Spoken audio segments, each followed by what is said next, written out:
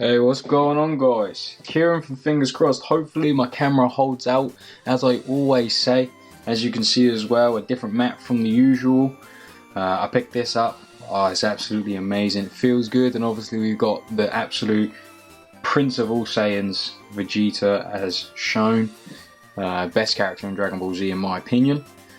Let me know who's your favourite character in Dragon Ball Z and why in the comment section down below. Let me know. Is Vegeta yours, or are you a Goku fan, or Gohan, or Piccolo? Let me know. But, so guys, as you can see, we've got an Infernoble Poker Knights deck profile. With a little splash of PKs as well. It's absolutely crazy. It's a very good deck. I always felt really comfortable. I can finish on my end board with like 5 cards as follow-up. It's absolutely insane. I can end with an Omni Negate, 3 Monster Negates, potentially a Dweller, or any rank 4, and Charles as well, with like 4 or 5 cards follow up. It's absolutely fucking insane. And yeah, let's get into the deck profile, guys, and I'll show you what we're playing. Just before we do get started, guys, smash that like button for the Prince of all Saiyans himself. Smash that like button. It really helps out with the algorithm, and I of course really appreciate it. But so we're playing one of each of the King, the Queen, and the Jack.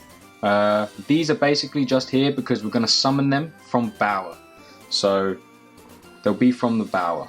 So Bower is essentially rescue cat for these King's Knight. You have to play. I played all 3. You don't need to. You could play 2, but if you draw 1, then Bower's dead. But Jack's Knight is also very, it was also very bricky. But I play him just in case I draw 1. I've always got the play, and I'm basically playing this instead of Connector. Yes, it's shitter. I know that. I know it's bad. Connector is very good to see what your opponent has in hand, so you know what to play around. But basically, with this deck, you can force out things anyways. So I'll show you what I mean. But so that's the packet for that. So you basically Bower, tribute for cost, and then you summon 2. I always summon Jack because if I draw it, I can't do anything. So I always summon Jack and King, or Jack and Queen.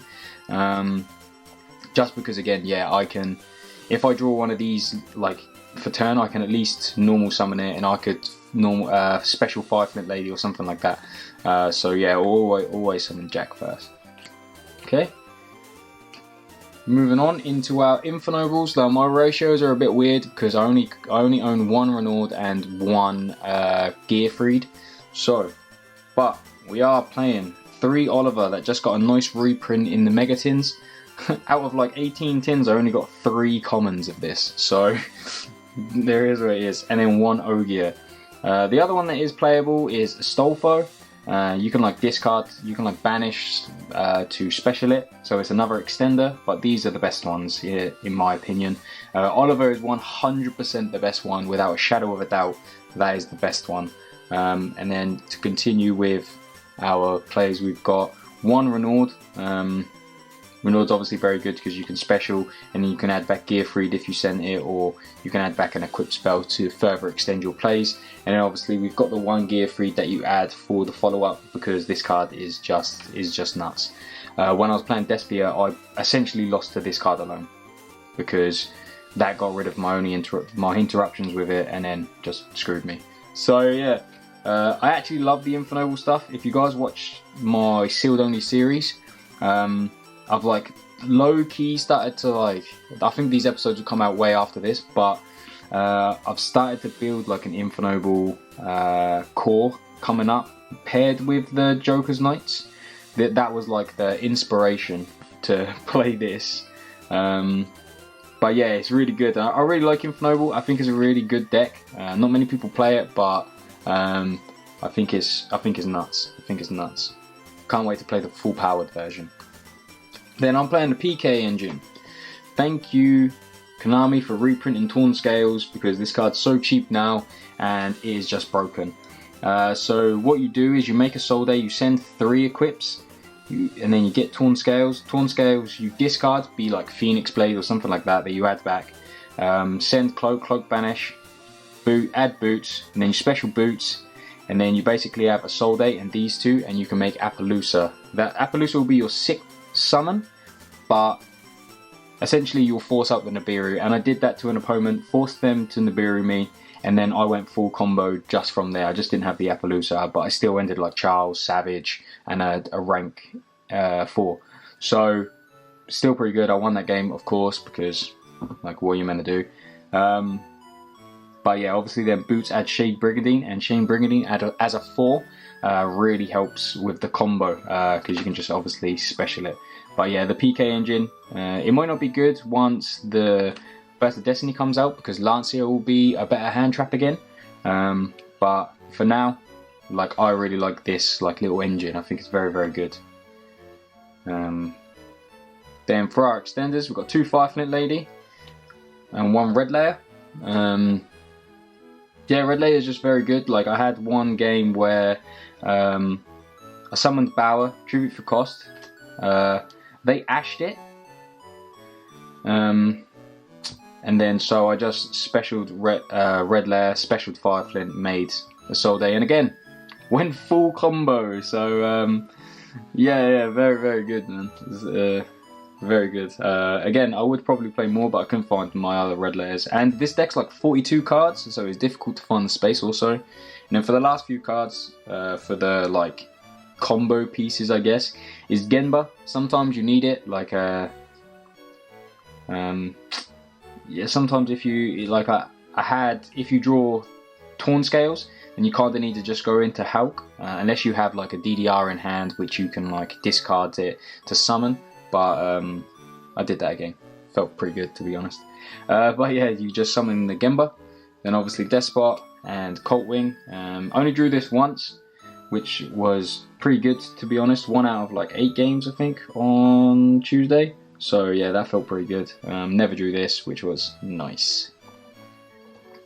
Then on to hand traps. I know you probably should play 3 for 3, but I just didn't know what 3 to play, so I played 2 Ghost Spell, 2 Droll, and then finally I played 2 Ash. Ash Blossom Joy Spring. I do actually have 2 of the same, but I don't know why I've done that. But whatever. Yassine says don't do this. Sorry, Yassine. I doubt you're watching, but yeah. Yeah, so yeah, just these are pretty good against the meta at the moment. Droll Logbird is low key, kind of good against like quite a lot of decks. You'd be surprised. But yeah, those are the hand traps that I went for. I see normally people just play like go second cards, because obviously if you go first you just want a combo, and then go seconds. I've seen a lot of people just play like basically Dark Ruler and Lightning Storm, but I decided to play hand traps instead. It's just the way I did it.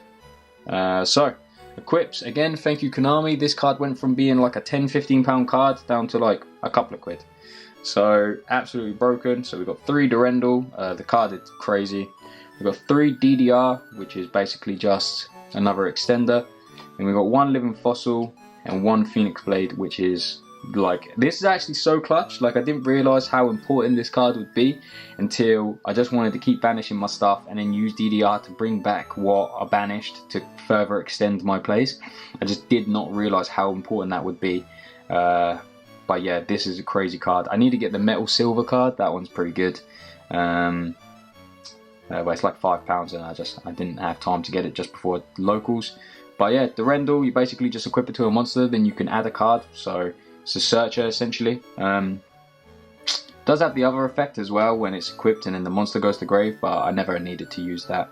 DDR is obviously just discard 1, target 1, you banish, special summon it.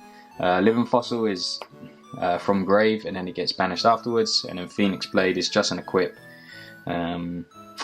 I actually used this to equip to Charles to give him a boost, or it was to get equipped to someone to give it a boost, so I couldn't get punishment, which was kind of funny. But yeah, so those are it for all the equips. Konami needs to bring out some better equips, because yeah, these are just basically extenders, but we need some like good equips. Like, I would like an Infernoble equip card that makes them unaffected by spells. That would be great. That means you can't get fucking super bullied. So for the rest of the spells, I'll just do it real quick, because I don't know if my camera's just gonna die on me.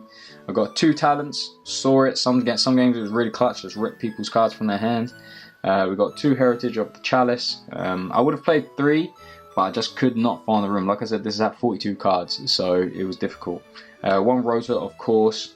1 Called by the Grave to make your plays last. I thought about playing Crossout Designator, but I don't play enough traps, and I didn't want to be that douchebag that plays like 3 Crossout, 1 Nibiru, 1 Droll. Like, what the fuck is that? I don't want to do that. So, like, and then 1 Shade Brigandine to further extend your plays. I actually missed in a couple of the games Fogblade. I did originally have this and Fogblade, and I missed it in a couple of the games. So potentially when I play this deck again, I'll add another Fogblade just for like, yeah. Sometimes you just need it because I drew this, so I could just extend it and I could set the Fogblade for a further interruption on my opponent's turn. But yeah, so that's it for the main deck. Let's get into my extra. So of course these are in a weird order, but I've got 1 Charles. Like, Charles he's amazing. So when he gets equipped, he can just pop a card. He's 3k as well, and he looks cool as fuck. We've got 1 Roland. So Roland, when you make him, you activate the effect, and then in the end phase you can send an equipped card from your deck to grave, and then add a warrior monster. I'm pretty sure it's any as well. Yeah, any warrior monster. And while it's in the grave, quick effect, you can attach it to a warrior monster, and then so obviously you attach it to Charles, and then you'll be able to pop a card on your opponent's turn. Came in super clutch. I popped someone's TTT, I think it was, and obviously I then further extended in my turn and then won because of that. So very, very good. Herald, I never made it. Potentially I probably should have made it in one of the games, but did not. Got 1 Power Tool. I got a German one. Literally got it like moments before the tournament started on Tuesday. It's basically just add 3 equips. I never needed to use it in my combo. I'm probably comboing incorrectly. I do speak to another Infernoble player, like, loves the deck, but yeah, I never played it, never needed it. Shooting Riser just allows you to get to the levels that you want just by sending a card from the deck to grave. Then obviously 1 Savage.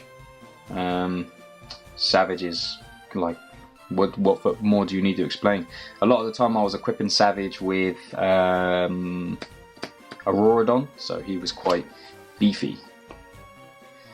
Then into our links, you obviously play 2 Isolde. You play 2 Isolde because if they ash the first effect, you just make another one and then you just play. So it's pretty simple really. If they ash the second effect, then you cry. But I'm sure you have more extenders in your hand. So we got 1 Halki Firebrax also. I actually thought about maybe playing 2 Halki Firebrax. I do kind of have the room, but I'm just not sure. Obviously 1 Auroradon, makes tokens, summons Cult Wing, makes more tokens, just keep synchro climbing, just keep synchroing. We've got 1 Appaloosa. Appaloosa is obviously how I make Appaloosa with the Phantom Knight stuff, very, very good. Boral Sword if I needed to, because I don't have access code just yet, so that was just in case I needed to follow up games, but more often than not you just don't need to. I think I would rather maybe swap this out for like Archfiend Abyss, and maybe so that I can just summon a level 1 like Renaud and then turn Savage into that, because obviously that is better against like Dark Ruler no more, because then you can like flip Fogblade, target like Auroradon, then Archfiend Abyss, negate the Dark Ruler no more. But yeah, so Abyss Dweller. The other card that I wish I had was, my locals is quite control heavy, and there are quite a lot of control decks running around at the moment, so I actually think I would have preferred to have a Tornado Dragon in here, so I will potentially try and find room for that for next tournament. And then the last 2 cards is Verti Anaconda and Arcana Knight Joker. If I could have, so I'm not going to show you my side because it's kind of irrelevant, but I had just 1 face card fusion in there just because, for banter, if I could, against someone, or against, sometimes you get played against like decks that are just not great. If I felt like I could have, I would have sided this in if I knew I was going first or second, and then I would have just Bower, summon, and then face card, make Verte, and then send that just for banter, just for a laugh. And I had like one spot in my side, so I was like, yeah, I'll just put face card fusion in and make this for banner. And he was here for moral support for the baby Arcanas. But yeah, that's the deck profile, guys. Let me know what you think down in the comment section down below. I know probably Infernoble players are going, what the fuck is this? But promise you guys, it was so good. I went X1, 4 rounds, and obviously, like, Infernoble is still a very cool deck. I never played it before, but yeah, I really enjoy it. I think it's a crazy deck, and I'm looking forward to playing the full powered version. But again, guys, let me know in the comment section down below what you guys think, and yeah, I'll see you in the next one.